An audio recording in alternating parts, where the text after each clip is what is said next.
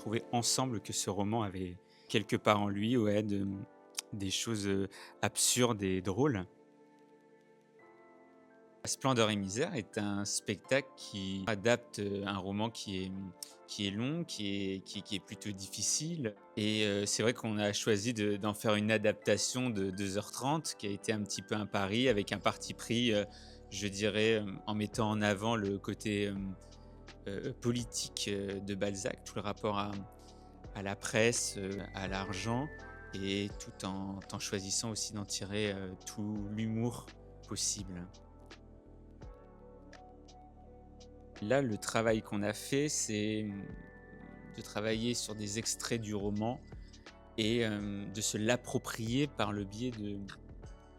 d'improvisation. L'idée, c'était de pousser l'imaginaire de l'acteur avec en lui et à côté de lui le texte de Balzac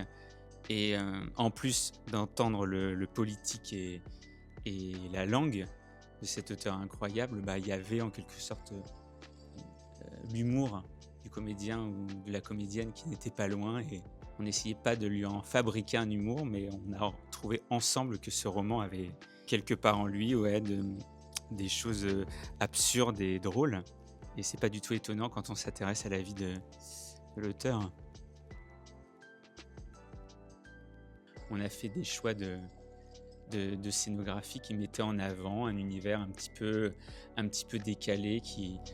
créait des échos entre la France du 19e siècle et notre France, des années 80 à aujourd'hui, je dirais. On a eu vraiment le désir de travailler une œuvre qui était aussi difficile pour nous et on y a pris du temps justement pour faire aimer, au plus grand nombre cette histoire fantastique des Illusions perdues de Balzac. On fait tout pour modestement mettre cette œuvre, la servir et la meilleure manière, je trouve, de la servir, c'est de pouvoir, l'accéder au plus grand nombre avec, le plus d'intelligence possible et